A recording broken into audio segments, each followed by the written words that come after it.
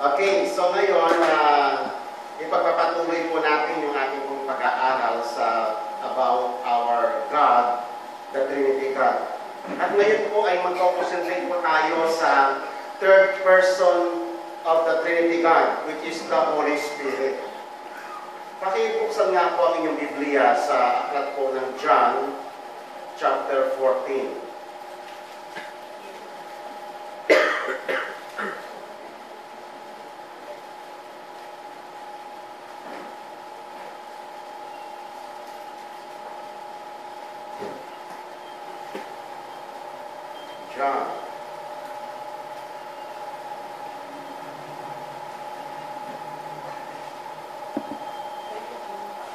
John chapter 14, verse 16.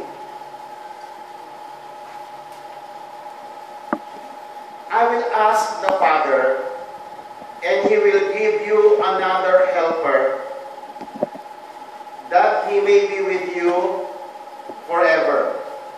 That is the Spirit of truth, whom the world cannot receive, because it does not see Him or know Him. But you know Him because He abides with you and will be in you. Alam niyo po, isa po sa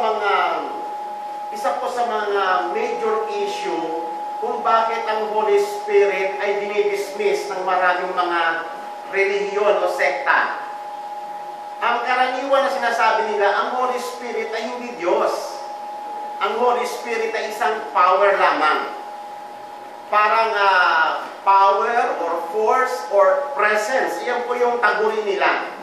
Isa na po dyan sa mga nagsasabi ng Holy Spirit ay hindi tao o hindi Diyos ay ang Jehovah's Witnesses. Sa kanila, ang Holy Spirit ay parang force, parang kuryente, parang kidlat, na nararamdaman mo yung presence. Hindi po ba yung for example, yung kulog. Naririnig mo yung kulog, tapos nararamdaman mo yung presence, di ba? Yung vibration, nararamdaman mo yung mga Parang gano'n lang sa kanila ang Holy Spirit. Hindi daw yun isang Diyos. Okay. So ngayon, kaya hindi lang matanggap-tanggap yun, mismo si Jesus Christ talaga ang nagsabi.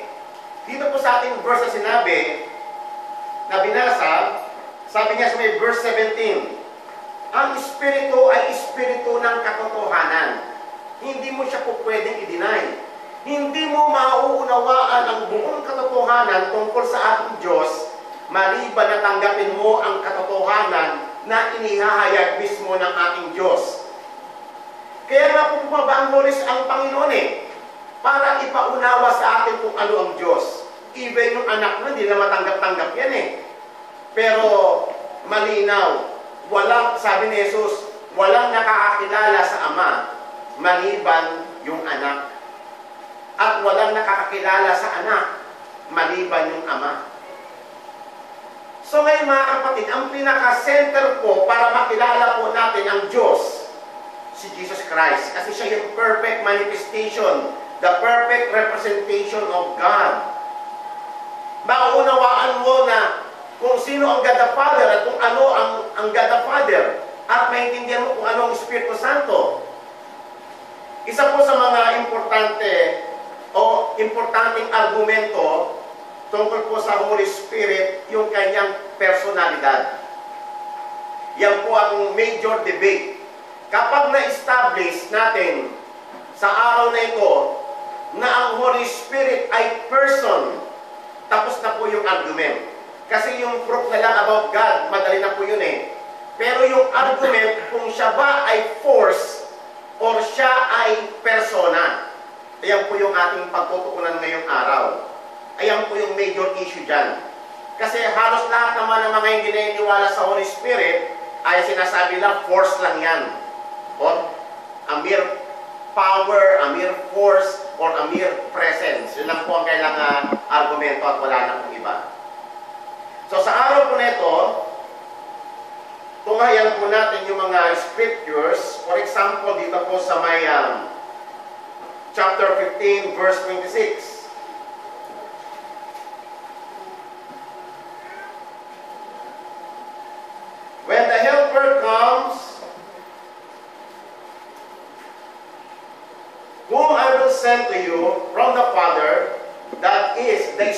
Spirit of Truth. Lagi niyo po tatandaan yung word na yon. Espiritu ng katotohanan. Sapagkat yung Holy Spirit lang ang nagtuturo sa atin kung ano ang totoo. Pag na-miss mo yung Holy Spirit, you will never find the truth. Tatandaan niyo po, hindi natin pwedeng chap-chapin ang Holy Spirit, on Trinity God.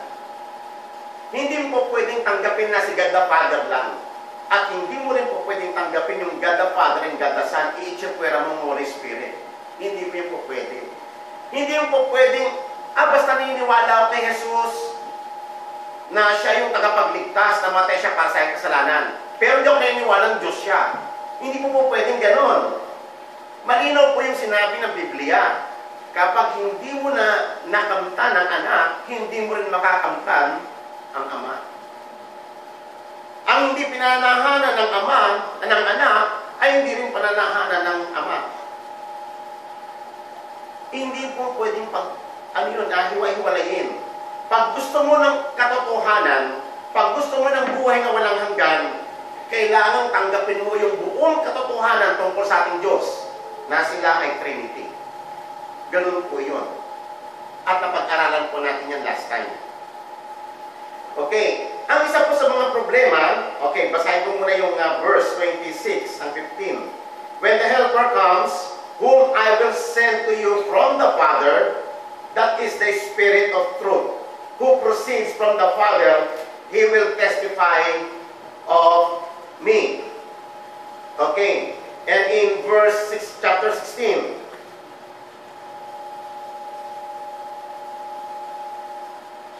verse 13, but when the Spirit of truth comes, He will guide you into all truth. He will not speak of His own initiative, but whatever He hears, He will speak, and He will disclose to you what is to come. He will glorify me, for He will take of mine and will disclose it to you. Alam niyo po ba, ang Trinity God kasi, hindi po importante sa kanila ang mga title. Hindi nangangahulugan na porke magkakaiba sila ng function, ay nangangahulugan na inferior na ang isa sa kanila. For example, si Jesus Christ, tinake niya yung form as a son, as a suffering servant. But it doesn't mean na hindi siya Diyos. May mga roles sila na inassume sa kanilang mga sarili. Yung God the Father, yung role niya all throughout eternity is Father. Pero never in the Scripture na nakita po natin na yung Father ay siya yung parang ako takay dito, ako masusunod. Sunod lang kayo sa akin. Walang ganon. Sa Trinity God, walang ganon. Why? Kasi sila yung pattern of the whole creation. Walang pataasan sa kanila. Hindi mahalaga ang title sa kanila. Ang mahalaga sa kanila, yung buong creation ay maibalik sa Kanya at maitulad sa Kanya. Yan po ang goal ng Trinity God. Ang buong creation ay pagharian niya at makishare sa lahat ng kalwalatian kung ano ang meron ng ating Diyos. Sapagkat tayo ay nilikha ayon sa Kanyang wangis. Yung anak, yun po yung Kanyang eternal function. Siya ay anak. Hindi porke anak siya, mas mababa siya sa tatay. Kaya nga yun nga po ang mystery. Sila po ay nagsiset ng example sa ating lahat. Siya yung huwaran po natin. Ang pinaka-low profile sa member of the Trinity God is the Holy Spirit. Wala kang gaano makikitang kwento. Buti pa nga po, lahat ng camera na kay Jesus Christ Actually, kakaunti ang information about the God the Father. Ang pinakamaraming information may Bible tungkol kay Jesus. Ang Holy Spirit, kakaunti ang information. Why? Bakit? Ang tanong ko nga nung una, nung ako po'y nag-aaral dito, bakit kaya may kanya-kanya silang Bakit kayo yung Ama tinawag na Father? Bakit yung Son tinawag na Son? Bakit yung Holy Spirit tinawag na Holy Spirit? Hindi po ba importante yung tanong yun Kasi yung tanong ngayon, yun ang magdadrive sa'yo para hanapin ng katotohanan. Bakit kaya Holy Spirit? Lahat naman sila holy Kaya ang tawag ka sa Revelation sa kanila, pag sinasamba sila, Holy, Holy, Holy. Tatlo silang holy Sila lang ang Holy One. Napapansin niyo ba yun may Bible? Pag worship sa heaven, holy, holy, holy. They worship the Trinity God. So ngayon, bakit kaya holy? Ang title o designation ng Holy Spirit, lahat naman sila holy. Pangalawang tanong ko, bakit kaya Spirit? Lahat naman sila Spirit Hindi po ba? God the Father, Spirit din siya Si Jesus, Spirit din siya. Nagkatawang tao lang siya. Bakit kaya Holy Spirit? Holy Spirit. Kasi ang trabaho po kasi ng Holy Spirit is sanctifier. Ang trabaho ng Holy Spirit, ang role na kanyang inassume ay i-regenerate ang buong creation, i-redeem ang buong creation, i-sanctify ang buong creation para sa pagbabalik ng anak, ang buong creation ay maibabalik na sa original purpose ng Panginoon for all eternity. Yan po ang function ng Holy Spirit. Kaya bakit napaka-silent ng kanyang profile? Napaka-low profile niya. Kaya nga sabi ko pa sa inyo, may mga rules sa interpretation po ng Trinity God. Hindi porke na may mga functions sila at ang functions na yun ay ayon sa ating paningin, sa ating pamantayan bilang mga tao, yun na para magpinyari, ama, anak. Hindi po nangangulugan na hindi sila equal. Difference in function ay hindi po ito nangangahulugan ng inferiority ng kailang mga nature. Lalo na po ang Holy Spirit. Kasi never sa Scripture ng Holy Spirit ay nag-draw ng attention sa Kanya. Ang trabaho ng Holy Spirit ay i-draw ang tao kay Jesus. Yan ang trabaho ng Holy Spirit. Never sa Kanya. Siya yung pinaka-low profile sa Trinity God. Kaya sabi ko po sa inyo, wala sa kanilang pamantayan. Alam nyo ba sa atin dito, sa ating foreign state bilang mga makasalanan, masyado tayong after sa title. Yan ang foreign nature natin. Pag presidente ka, ikaw nang pinaka-astig. Pag ikaw yung mayor sa kulungan, ikaw na yung astig. Pag ikaw yung pinaka-general, astig ka na. Diba? Ganyan sa atin kasi nasa foreign state tayo. Pero hindi ganyan ginawa ni God ang buong creation. Ang title sa Trinity God ay mananatiling title lang. Si Jesus nga, na-obtain ni Jesus ang pinakadakilang title The name above all names. The King of Kings and the Lord of Lords. Ang taas po ng title na yun. Pero never mo makikita sa Scripture na nagmalaki si Jesus. Wato, title ko, lahat kayo sumunod sa akin. Hindi. Ipinakita ni Jesus na paano ma-earn ang title. Maglingkod ka for the glory of God. Kaya nga sa atin, tutularan natin ng Holy Spirit. Sa paglilingkod natin, walang pagalingan din sa atin. Walang title sa atin. Ang title lang yan. Sa mundo, sa mundo, sa politics, yan, number 1 yan. Pag ikaw ang mayor, ikaw ang congressman, ikaw ang senador, ikaw ang governor, sikat ka. Hindi ganyan sa kingdom ng Panginoon. Amen? Sa atin, more on nagtatrabaho tayo sa kingdom ng Panginoon para ang buong creation ay pagharian ng Diyos. Ang title ay sumusunod lamang ayon sa iyong actual na paglilingkod, actual performance sa Panginoon. Kaya narito, we do not take glory sa title ng pastor. Alam niyo bang title ng pastor, very high yan sa mga Christian churches? Dito sa atin, hindi ko gano'n pinopromote yan Amen? Otherwise, ang dami ng pastor sada rito sa atin. Tayo lang ang hindi naggaano nagbibigay ng over-emphasis dyan. Sa ibang mga churches, konting makitaan lamang yung people na konting potentiality, pastor na kagad dyan. Sa atin, hindi tayo after sa ganyan. Mas after tayo doon sa performance sa kanyang ginagampanan. At doon natin nakikita yung function ng bawat isa sa kanyang ginagampanan. Kapag ikaw ay nag-assume ka ng title sa iyong sarili at hindi mo naman kayang gampanan yun, hindi ka karapat-dapat sa title na yun. Di ba? So, ganun po ang Trinity God. Nakadepende sa kanyang ginawa. Kaya si Jesus ay tinawag na King of Kings and the Lord of Lords, the name above all names. Kasi talaga namang dinemonstrate niya yun kung paano yun. Pero sa Trinity God, walang pagalingan, walang pataasan. Yung kailang pagmamahal, yung respect sa bawat isa, yun ang magiging pamantayan sa lahat ng creation. That's why the Holy Spirit, inassume niya yung ano na yun, yung designation na gano'n. Yung role na gano'n na silent profile lang siya, low profile. Ang trabaho niya, sabi sa John 15, verse 26, when the Helper comes, whom I will send. Tatandaan niyo po, no? Ang Holy Spirit proceeds from both the Father and the Son. Mapapansin niyo sa Scriptures, hindi na po natin kayang i-cover ngayon yun. Kayo na po mag-search niyan. Parehas na sinusugo ng Ama at Anak ang Holy Spirit. Okay lang sa kanila yun, walang pataasan sa kanila. They are assuming responsibilities for the purpose of creation. Even nga po yung revelation ng Trinity tungkol sa sarili nila eh.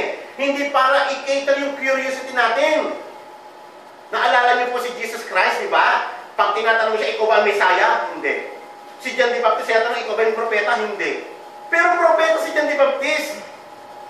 Hindi kasi sila after sa mga title. Bagamat yung title mahalaga. Tama?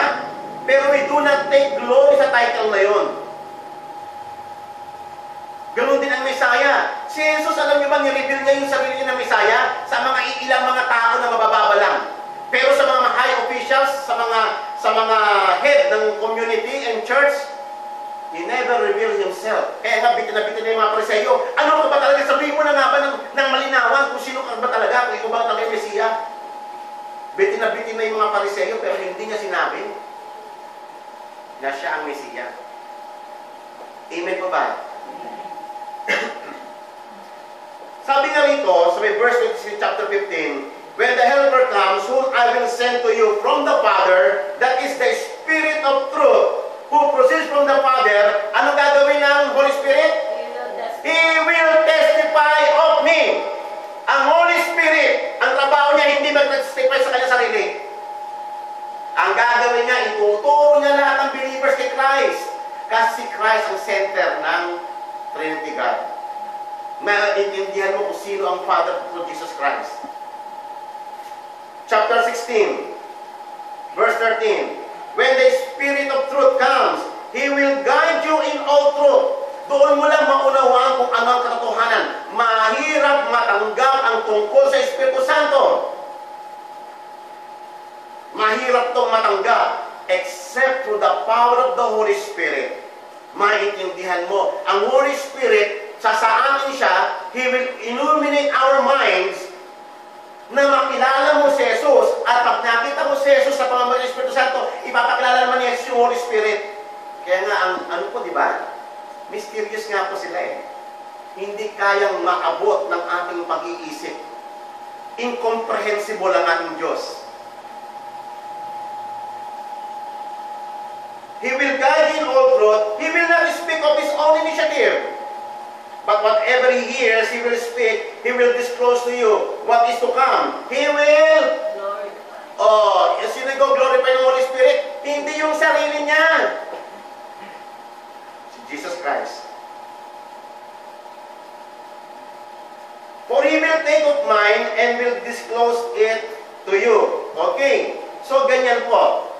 Ang Holy Spirit, uulitin ko po, ang kanyang role ay ipakilala. Kapag ang isang makasalanan ay kumilala sa Panginoon, ibibigay ng Ama ang Holy Spirit sa kanya sa pamamagitan ni Jesus, at ang Holy Spirit naman ay magtatrabaho sa buhay ng tao. Ang trabaho ng Holy Spirit ay i-regenerate ang makasalanang katawang ito. Ipapanganak na muli. Tatawagin kang ipinanganak sa Espiritu para lamang ikaw ay maging anak ng Diyos. At hindi doon tatapos sa trabaho ng Holy Spirit. Ang Holy Spirit ay isa-sanctify tayo. Iaalay niya yung ating buong pagkatao na nalihis at nahulog sa kasalanan. Isa-sanctify niya tayo pabalik sa image ng ating Diyos hanggang sa pagbabalik ng ating Panginoong Jesus. Iaalay uli ng Holy Spirit yung ating pagkatao sa original purpose ng Panginoon. Bakit niya nilikha ang buong creation? Lalo na po tayo kung ano ang role natin sa mundong ito. Without the Holy Spirit, hindi po natin magagampanan yan. Because He is the Spirit of truth. And He will guide us in all truth. Pag hindi mo tinanggap ang Holy Spirit, hindi mo mararating yung fruit na yun na sinasabi niya. Amen po ba? Sapagkat hindi mo pwedeng tsap-tsapin ang katotohanan tungkol sa aking Diyos. Siya ang sanctifier, siya ang ating advocate, siya yung magtuturo sa atin ng lahat ng bagay, ang mag-guide sa atin. Okay? So may dalawang issue po tayong pag-uusapan ngayon. Unang-una, isi-settle natin yung problem about sa Holy Spirit sa kanyang personality. At once na ma-establish natin yung na siya ay hindi lamang a mere force or a mere power, pag na-establish natin yon very clearly sa Scripture, ang kasunod po ay isi-settle po natin yung issue tungkol sa kanyang deity o yung pagiging Diyos. Siya ba talaga ay Diyos? Kasi we believe in a Trinity God. Yan lang po yung dalawang issue tungkol pa sa Holy Spirit. Okay. Ang ginawa kasi, mag-ingat po kayo mga kapatid sa Bible ng Jehovah's Witnesses. Alam niyo po kung bakit? Kasi dinistort talaga nila yung kanilang scripture. Unang-una, pag every time they write the word Holy Spirit, ginawa nilang small letter lahat yun. Pangalawa, instead na gumamit ng mga personal pronoun na he, ang ginamit nila it. Para wag mong kaya nakakalito yung Bible nila. Especially design yung Bible nila para lang sa kanila yon. At huwag kayong gagamit nun. Amen? Okay. Parang si Jesus, lahat ng pangalang God hanggang sa New Testament, ginawa nilang Jehovah Dinistort talaga nila yung Bible nila. Ang Jehovah o ang Yahweh is Hebrew word yan. Ang New Testament ay Greek translation na. Okay. So, punta po tayo. Ipoprove po natin yung Holy Spirit is a person. Uulitin ko. Paano natin masasabi na person? Tayo ay person. Tama? God is a person. Tama po ba? Bakit yun nasabing person kayo? Meron ba bang ibang creation sa buong mundo na person? Wala na, no? Si God lang ang person at saka tayo person. Bakit kaya? Bakit kaya sa lahat ng creatures ng Panginoon, tayo lang ang person? At ano yung pagiging personhood natin? Ano yun? Okay. Nung last time, binabanggit tayo niyan. Ang person. Kaya tayo kakaiba. Because we can communicate. We can imagine. We can think. Meron kakaiba tayo mag-analyze. We have the power to rule. We have the power to design. Meron tayong appreciation sa music, sa arts. May emotions tayo. Tayo lang nakakaalam ng papaano ang morality. Diba sa lahat ng creation, yan ang pagkakaiba natin. Tayo lang po yung marunong mag-pray sa Diyos. Tayo lang yung talagang naglulong sa ating Diyos.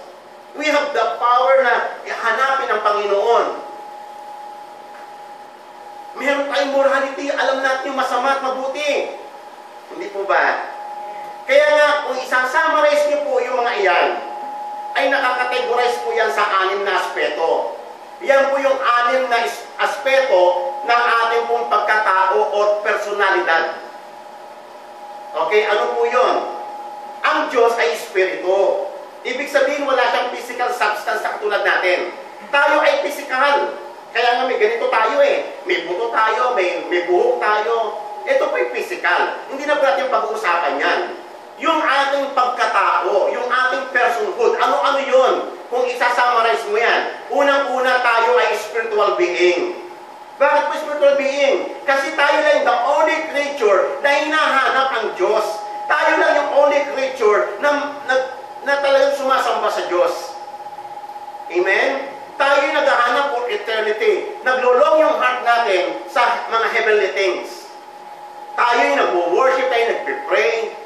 Tayo yung may understanding about the true God. That is our spiritual being. Hindi po ang tao, dinidinay yung ibang mga itis, dinidinay lang, pero sa loob niya meron yun.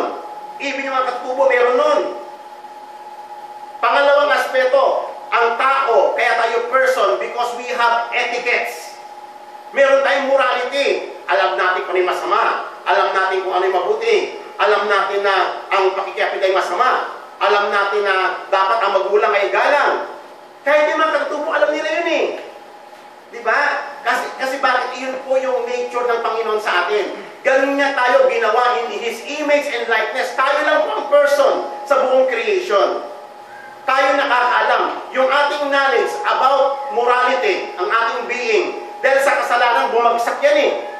Yung ating knowledge about God, yung ating spirituality, yung ating morality, bumagsak lahat yan sa kasalanan. That's why yung mga tao zero, ang tawag dyan depraved mind. Na wala na bumagsak na yung moralidad. Pero tayo, binalik tayo ng Panginoon sa morality. Ano pa ang aspeto natin maging tao, magiging person? Tayo ay intellectual being. That's why, kaya nga tayo ay napakaano natin eh. Grabe yung isip ng tao. Kayang gumawa, mathematics, economics, justice. Grabe ang isip ng tao. Intellectual yan. Ano pa? Tayo ay emotional being. Kaya nga tayo ay may pag-ibig. Tayo ay marunong magalit. May emosyon tayo. Ganon din tayo ginawa sa larawan ng Panginoon. Ano pang aspeto meron tayo sa ating pagkatao? Tayo ay social being. Hindi mo po pwedeng iiwas na hindi naman kayo nubilo sa mga tao. No man is an island. Amen? Mababaliw kapag walang tao sa paligid mo. We are a social being. Kaya nga ang Trinity God, hindi po pwede nag-isa. Imagine mo kung ang Diyos, isa lang siya, all throughout eternity. Sino kausap niya? Sarili niya? Hindi. Kaya nga, from the beginning, nag-uusap yung Trinity God. Amen. Kasi, nung ginawa tayo ng Panginoon, kasama niya sa pagkakalika niya sa atin, we are a social being. Pang-last, ano yun, pang-anim? Tayo, kita nyo ang tao, very obvious. Tayo ay meron tayong kapangyarihan mag-rule. We can take dominion. We can rule. We can subdue. Anong tawag doon? It is our political being. Kaya nga po yan, anim po yan eh. Tayo ay intellectual being, tayo ay moral being, tayo spiritual being, social being, tayo ay political being. Lahat po yan ay ayon sa image ng Panginoon. At tayo lang ang may ganyan sa buong creation. That's why we are called person. Yan po yung ating personhood o yung ating pagkatao. Wala po ng ganyan ang hayop. Ang tangi nating similarity sa hayop, yung ating elements, chemical elements. Kung 72 elements ang hayop, 72 elements din ang katawan natin. Pero yung physical aspect lang yun. Pero ang hayop, wala siyang intellectual being, wala siyang spiritual being, wala siyang emotional being, wala siyang social being, wala po yung mga ganun. Kakaiba ang tao. Amen. Kaya ngayon sinasabi ni Apostle Paul na kalarawan ng Panginoon, yung katuwiran at kabanalan, pumapasok po yun sa moral aspect natin. Yung sinasabi naman sa may Colossians na tayo ay in the true knowledge of God, yung image ng Panginoon, yung po ay pumapasok sa intellectual aspect. Pero ang personhood, o nung ginawa tayo ng Diyos ayon sa kanyang larawan, yun po yun. And that makes us unique. A unique creature. Kakaiba tayo, kaya natin mag-explain, kaya natin mag-express ng ating ideas, kaya natin umibig. Ganyan ang tao. Why? Because we were created in the image and likeness ng ating Panginoon. Ngayon, kung naiintindihan natin ang personhood, maintindihan natin ngayon ang difference ng mere power or mere force sa personhood. Kung ang Holy Spirit ay force lamang or power or a mere presence, dapat wala siyang katangian natin. Pero ang Bible is overwhelming. Umpisahan na po natin sa Acts chapter 13.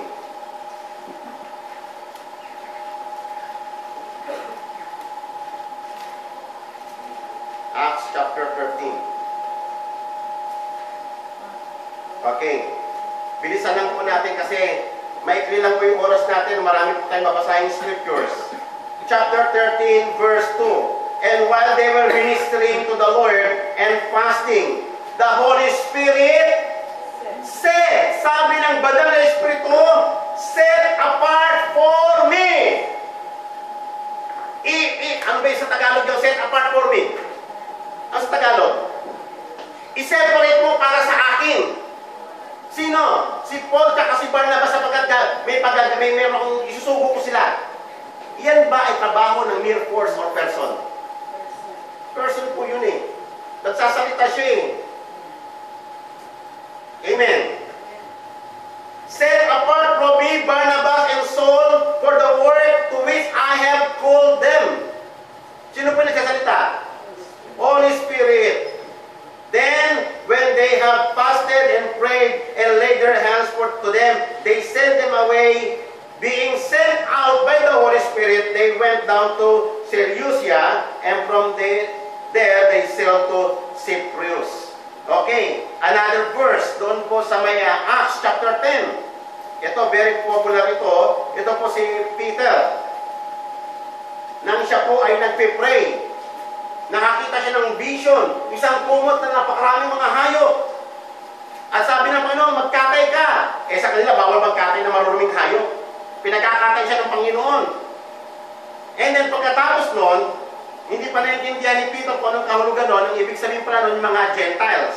Pero, ano po ang sabi rito? Chapter 10, verse 19. While Peter was reflecting on the vision, the Spirit said to him, behold, ano sabi ng Espiritu sa kanila? Behold, 3 men are looking for you. Sino nagsasalita?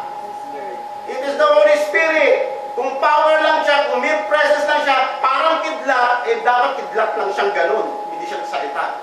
Eh nagsasalita ito eh. The Holy Spirit is saying to him, may 3 taong naghahanap sa iyo, Peter. Sabi niya ganon. But get up, go downstairs and accompany them without misgiving, for I have sent them myself. Ako ang nagsugo sa kanila. Person of power. Okay. 1 Timothy chapter 4 verse 1.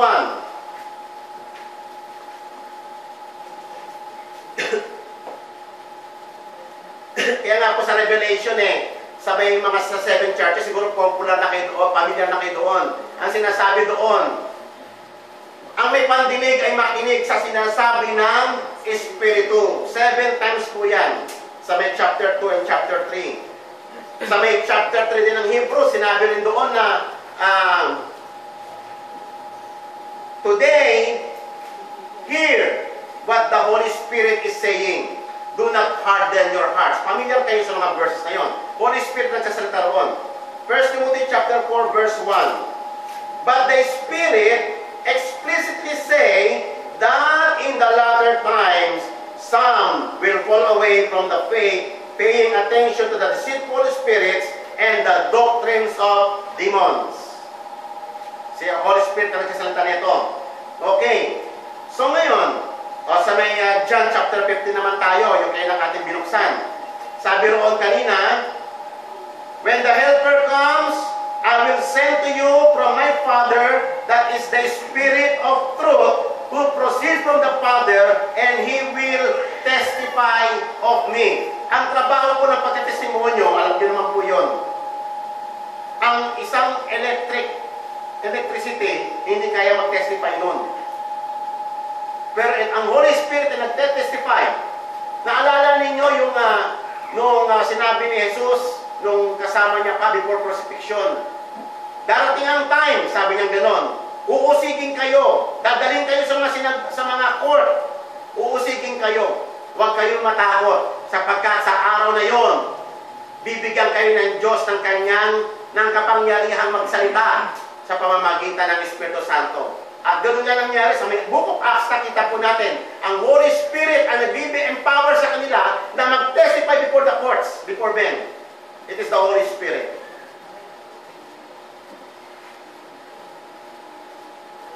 So, kita-kita po natin ang Holy Spirit. He can testify about the Lord Jesus Christ. He guides the disciples. He speaks. He discloses even the future events. At iyan po yung trabaho ng person. Okay? Naalala ko si Peter, siguro pamilyar kayo, ito po sa Acts chapter 8. Si Philip po, nung siya po ay nasa may isang lugar, sabi sa kanya ng Holy Spirit, Philip, pumunta ka doon, sumakay ka sa may chariot. Naalala niyo po yan, no? Holy Spirit ang nagsasabi sa kanya noon. And in chapter 21 ng Acts, mamaraton ko na po ito kasi 30 minutes na lang po tayo. Sa Acts chapter 31, ito po si Propeta Agabus. Sabi ni Propeta Agabus sa kanya, punta po tayo ng Acts 21.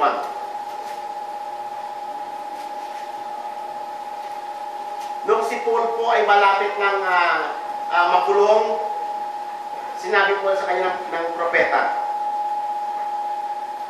Verse 10. As they were staying for some days, a prophet named Agabus came down from Judea, and coming to us, he took Paul's belt and bound his feet and hands, and he said, "This is what the Holy Spirit is saying. In this way, the Jews at Jerusalem will bind the man who owns this belt and deliver him from the hands of the Gentiles." Kinausap ng Espiritu si Agabus kung ano ang mangyayari kay Apostle Paul sa kamay ng kanyang mga kababayan. Okay? So, another thing, sa may Romans chapter 8. Romans chapter 8.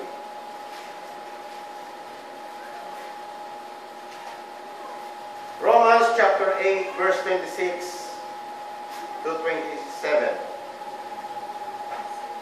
In the same way, the Spirit also helps us in our weaknesses. Ina-asistahan daw tayo o tinutulungan daw tayo ng Espiritu Santo sa ating mga kahinaan. For we do not know how to pray as we should. Kung paano yung tamang nararapat na panalangin. Pero ano sabi nito? But the Spirit Himself intercedes for us with groanings too deep for words. He who searches the hearts knows the mind the Spirit is, because He intercedes for the saints according to the will of God. Grabe po mag-intercede ang Holy Spirit para sa atin. Alam niyo pa ba kung ano ibig sabihin intercede? Praying for us. Kung siya po ay mere power lang, hindi niya kaya mag-intercede. Trabaho po yun ng isang person. Okay, bilisan na po natin. Sa may 1 Corinthians chapter 2.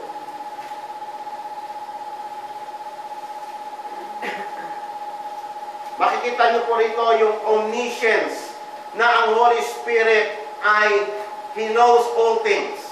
Alam niyo po, isa po sa ang mga katangian po ng God, siya ay eternal, siya ay creator, siya ay omniscient, siya ay omnipotent, siya ay omnipresent. Lahat po ng mga iyon ay katangian ng Espiritu Santo at katangian din ng Panginoong Yesus. Isa po ito sa mga verses. Okay? Sa may 1 Corinthians chapter 2 verse 10 to 11. For to us God revealed them through the Spirit, for the Spirit searches all things, even the depths of God.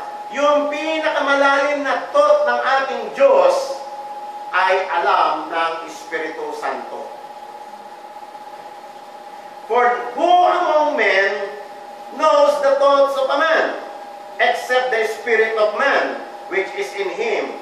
Even so, the thoughts of God, no one knows, except the Spirit of God. Ang Espiritu Santo ba ay omniscient? Katangian lang po ng Diyos yan.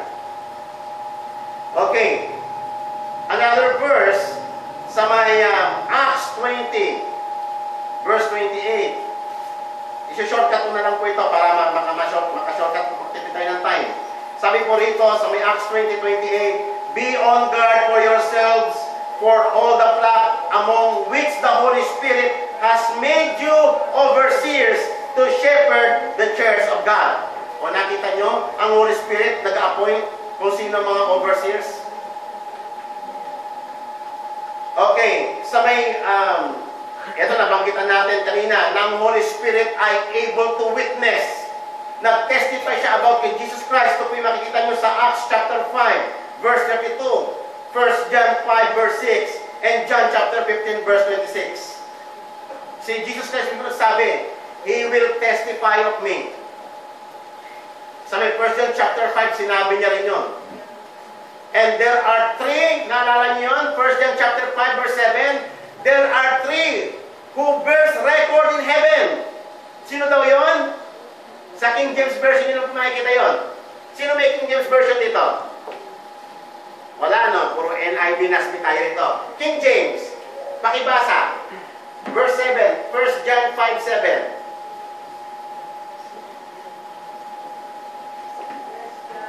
1 John 5, verse 7. Lakasan mo na, balong.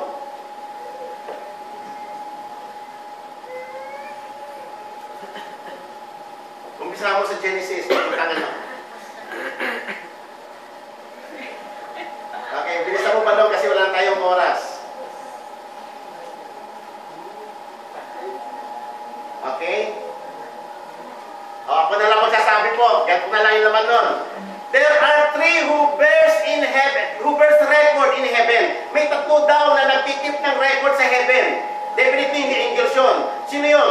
God the Father, God the Son, and the Holy Spirit. And these three are one. 1 John 5 verse 7 po yun. These three are one. Alam na naman kung power yun. Alam na naman na gamitin ng Panginoong Diyos yun.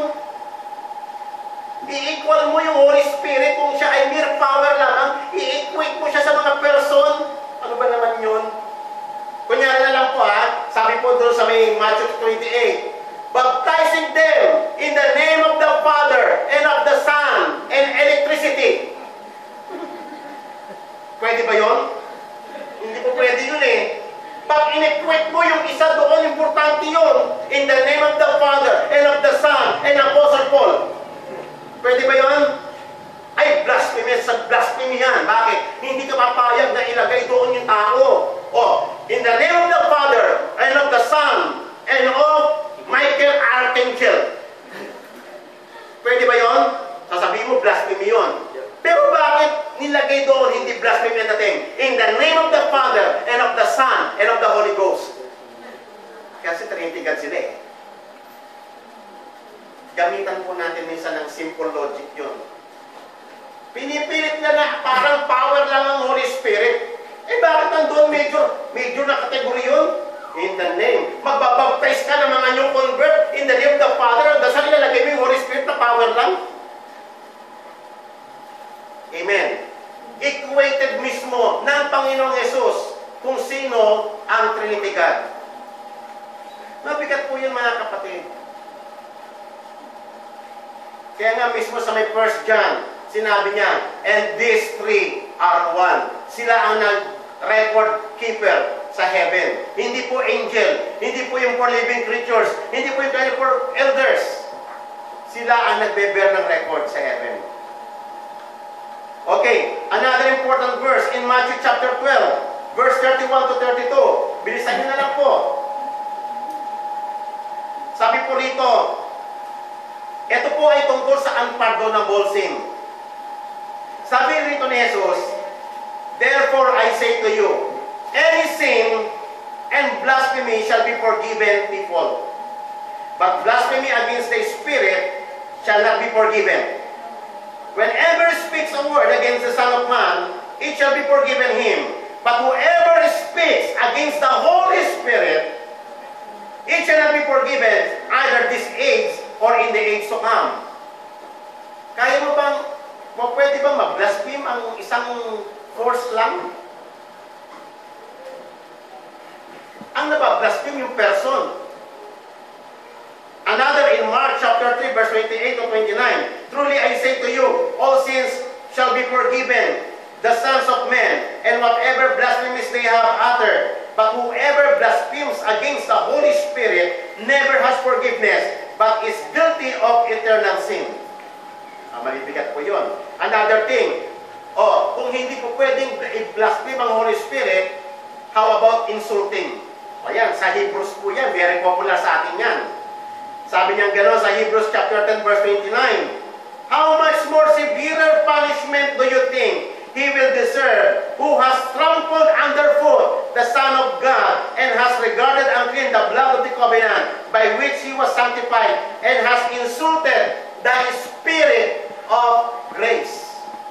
O another verse pa, how about resisting the Holy Spirit? Naalala niyo si Stephen nung binabato na siya? Yung malapit siyang batuin? Anong sabi niya? Bakit ba ang titigas ng ulo ninyo? Why do you grieve the Holy Spirit? By whom you were sealed for the day of redemption.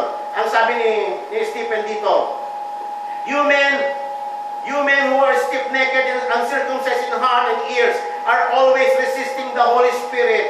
Are you doing just as your father did? Resisting,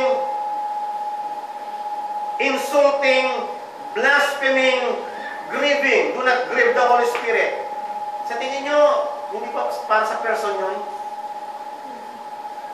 Kaya nga po, overwhelming. Kapag na-establish mo na ang Holy Spirit is person, lahat po ng ating pinag-usapan, pertaining po ito sa personhood ng ating pong banal na Espiritu. Marami pa po ito. For example, in 1 Corinthians chapter 12. 1 Corinthians chapter 12, beginning verse 9 to 11. Kitang-kita po natin yung passage dito tungkol sa ating Trinity God.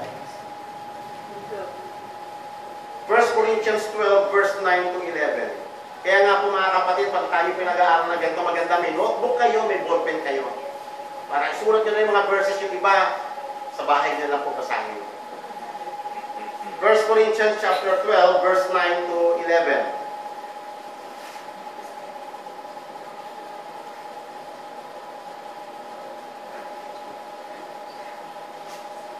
To another, faith by the same Spirit, mark that word, same Spirit, and to another, gifts of healing by the one Spirit, and to another, the effecting of miracles, to another, prophecy, to another, distinguishing of spirits, to another, various kinds of tongues, and to another, the interpretation of tongues. But one, verse 11, and the same Spirit works all things, distributing to each individuality just as He wills.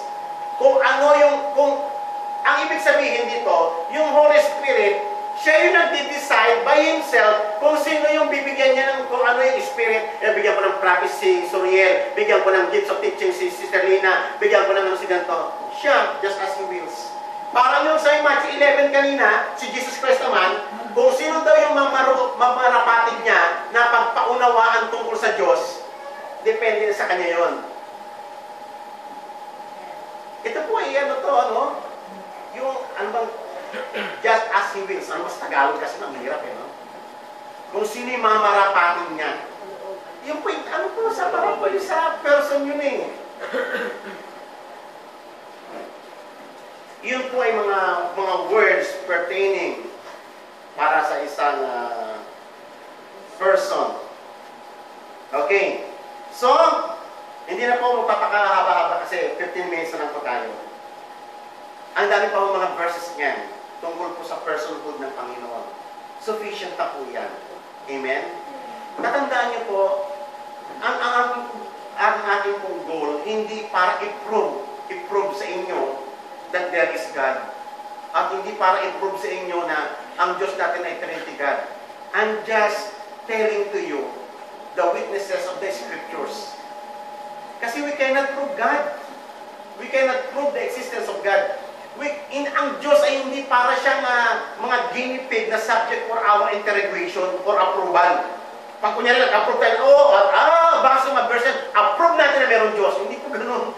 Ayaw po kung ilagay ang Diyos po ganun. Sino po ba tayo para i-prove natin ang Panginoon under trial?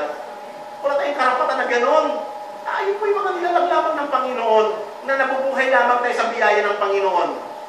I am just telling to you, brothers and sisters, kayong mga nananalig sa Diyos, at hindi ko pipilitin yung mga hindi nananalig, sapagkat ang Espiritu Santo ang nagbibigay ng paunawa na maunawaan siya. Mapalad kayo kung kayo nananalig sa Espiritu Santo. Mapalad kayo kung kayo nananalig kay Jesucristo. Sapagkat iyon ay patunay na siya ang nag-reveal nun. Ang God the Father nag-reveal kung sino ang anak. Amen? Ang Espiritu Santo, si Jesus kasi nagpagbigay ng pangunawa kung para maintindihan ng Holy Spirit. Ako, kahit anong paliwanag ko, hindi ninyo ito makaintindihan unless God decide for Himself. Kaya nga, hindi ko po ito po nga aking pagtuturuhin, not to prove God, the existence of God. Sabi ng Bible, the existence, the presence of God ay talagang obviously, kitang-kita sa buong creation, kahit hindi mo na siya paliwanag. Even sa loob natin nagtetestify, sufficient na yun. Ang importante kay God, yung naniniwala sa Kanya. Those who have faith. Kaya nga sabi niya kay Philip Philip, ang tagal-tagal natin magkasama, di mo nakita ang Ama. O kaya kay Thomas, sinabi na, kung kailangan nakita ko na may butas yung kamay niya, at kaya pasok niya ang daliri sa kanyang tagiliran, saka lang ako maniniwala.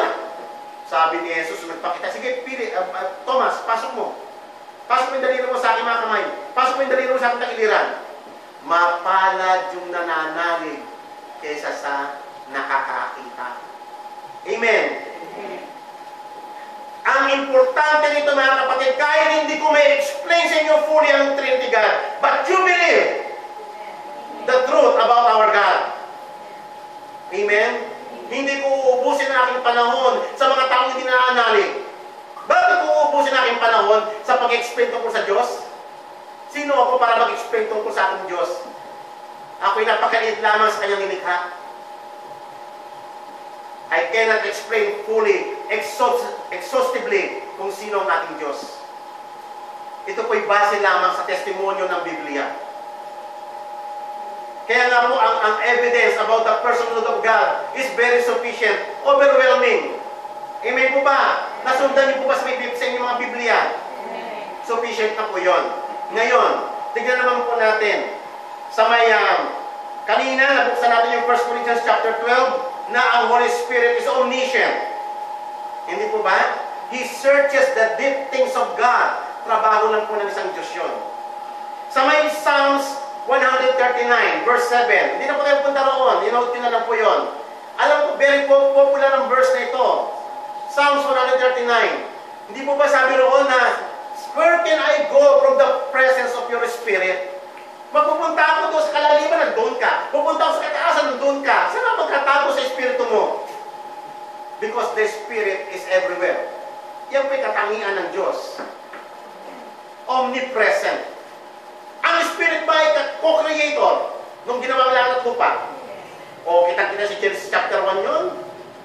Sa Book of Psalms, ang dami nun. Kaya nga, iyon po ay mga verses na nagpapatungkol ng Espiritu Santo. Kasi no profile ng Holy Spirit, hindi niya kinakailangan ipangalandakan sa madla. O ako member of the Trinity God. Wala sa kanilang ganun. But the Scripture is very obvious. Very evident ang mga evidence. Kaya nga yung mga Trinitarian talagang tumayo sila doon. Matinding battle ito, lalo na po ng mga early church, nung naglitawan na yung mga Gnostics ideas, ipinaglaban nila ang doktrinang ito. At tayo rin mga kapatid, ngayong generation at ngayong kakaunti na lang talaga ang kaya magpaliwanag tungkol dito. But brothers and sisters, sana alam natin ipaliwanag pag mayroong magtatanong tungkol sa ating pananampalataya. Pag mayroong nanggugulo sa ating mga anak, kunyari nalapitan ng inyong mga anak ng mga Jehovah's Witnesses at binibrainwash sila na hindi ganon, we should know how to defend our faith. Amen. Huwag ninyong pabayaan, basta bayaan ang anak mo na dyan. Ito na, pinuputak na ng mga false doctrine. Pabayaan mo. Responsibility natin yan, mga kapatid. Hindi natin napapabayaan yun. Huwag kayong basta-basta papasok ng ibang relihiyon at magbibigay ng mga leaflets. Suriin natin mga kapatid, tayo mga magulang. Hindi dapat mapopoison yung ating mga anak. Nalala ko nung time ni Elisha, nagsama-sama sila mga prophets at nagluto sila.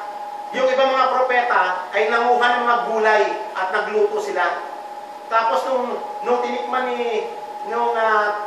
inamoy yata, tinikman ni Propeta Elisha, nakita niya may lason. Nailagay yung mga ibang mga gulay na may lason. O, ano pong ibig sabihin nun? Mag-ingat po tayo mga kapatid sa mga itinuturo sa ating mga anak. Baka poison yun. Baka ibang mga doktrina yun. Malilito yung ating mga anak. Sa mga dinidisciple ninyo, huwag kayong papayag na sasabihin nila na, ang Diyos natin ay isa lang, pare-paras ang Diyos natin. Hindi po! Ang Diyos natin is Trinity God. Parehas po yung Diyos natin, Jehovah's Witnesses. They don't accept our God. They don't accept Jesus Christ as God. They don't accept the Holy Spirit as God. Therefore, iba ang Diyos natin. Parehas ba ang Diyos natin sa Mormons? Iba! Ang Diyos nila, si Elohim nila, anak niya si Satanas, siya kasi Jesus Christ, yung magkapatid eh. Marami pa sila magkakapatid. Oh. Ang Diyos natin, hindi kailangan pinangalan ng Allah. Wala pa may sa Bible na Allah. Kaya huwag kayong papayag sabihin nyo na isang Diyos natin. Hindi. Ang Diyos natin unique. Trinitarian. Trinity God. Yung Diyos na sinasabi ng Biblia, yun lang ang Diyos natin, wala nang iba.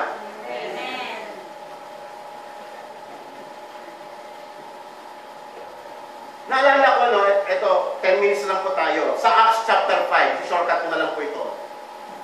Acts chapter 5. Punta po tayo na Acts chapter 5. Ito po itong po kay Ananias at kay Sapphira. Siguro very familiar sa inyo ito. Tingnan niyo po Acts chapter 5. Ito po yung kwento ni Ananias at si Sapphira. Itong mag-asawang ito, nag-decide sila na ibenta yung parcel of land nila at idodonate ito for the kingdom of God. Kaya lang nabenta na nila, pumasok yung panghihinayang. Binawasan nila yung kanilang offering kay God. At ang ibinigay nila, part lang, na-identicate nila kay God yun, na-ibaw na nila yun eh. So anong kasalanan yun? Ha? Ha? Oh, may kasalanan tawag doon eh, yung nakalimutan ko. Yung kinuha mo para sa Panginoon. O, covetousness, merong isang particular term na para doon eh. Na-topic ko na yun eh. Sacrilege. Sacrilege, yung ginamit niya yung para sa Panginoon. Kasi sa Panginoon na yun eh. Naibigay na nila yung sa Panginoon, bagamat wala pa, hindi pa nila nabibenta. Kasi naipangako nila para sa Panginoon Diyos yun. Ngayon, tignan po natin, nagsinungaling. Nagsinungaling itong mag-asawa. And then, basahin po natin chapter 5, verse 1. But a man named Ananias and his wife Sapphira sold a piece of property and kept back some of the price for himself with his wife, full knowledge, and bringing a portion of it, and he laid it at the apostles' feet. Verse 3. But Peter said, Ananias, why has Satan filled your heart to lie to the Holy Spirit? Bakit ka nagsinungaling sa Espiritu Santo? And to keep back some of the price of the land. And while it remained unsold, did it not remain with your own? And after it was sold, under your own control? Why is it that you conceive this deed in your heart, and you have not lied to men, but to... Ang pagsisinungaling sa Espiritu Santo ay pagsisinungaling sa Diyos. Amen. Kaya nga po, yung last time pinakita natin sa langit, ipinakita doon kung sino sinasamba eh. Ang trabaho ng Holy Spirit ay i-draw, low profile po yan. Hindi niya papangalangdakan niya Diyos siya. Ang gagawin ng Holy Spirit, ipo-point tayo kay Jesus Christ para makilala natin kung sino siya. Naalala niyo si John the Baptist? Kung paano sila i-present sarili nila? He must be increased and I will be decreased. Ganyan po ang tamang attitude. Yan po yung attitude na galing sa Holy Spirit, sa Trinity God. Naalala niyo sa Philippians chapter 2, si Jesus Christ, He emptied Himself, bagamat Diyos siya. Ganun po sila. Hindi mahalaga ang title. But the result of their work is overwhelming evidence na sila ay Diyos. Amen. Na distinct ang mga angels sa kanila. Distinct. Magkaiba.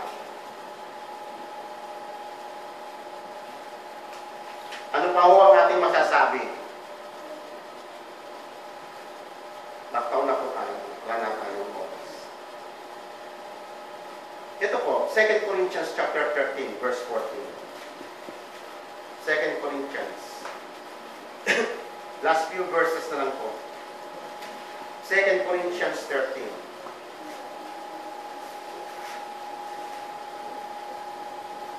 Verse 14. Ito po ay benediction ng Apostle Paul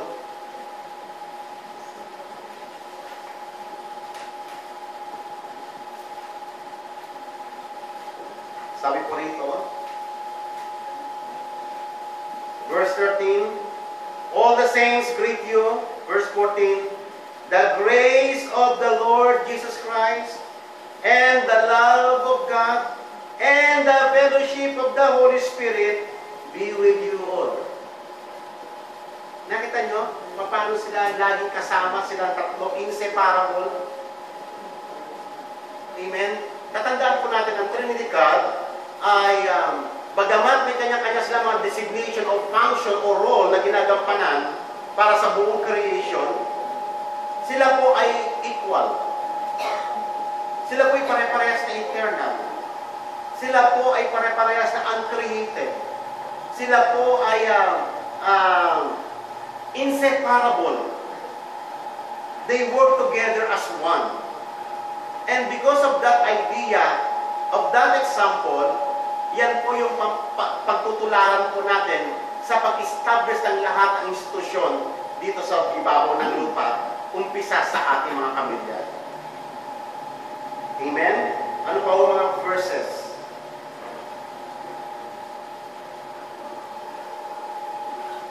First Corinthians, First Peter na lang po. First Peter chapter 1. Last two verses na lang po. First Peter chapter 1, verses 1 to 2. Peter, an apostle of Jesus Christ, to those who reside as aliens, scattered throughout Pontus, Galatia, Cappadocia, Asia, Bithynia, who were chosen according to the foreknowledge of God the Father, by the sanctifying work of the Spirit, to obey Jesus Christ, be appointed, sprinkled with the blood, may grace and peace be yours to the fullest measure. Lagi nang ina-address yung tatlo. Amen. And last verse, 1 Corinthians chapter 12, verse 4. Corinthians 12, 1 Corinthians 12, verse 4 to 6.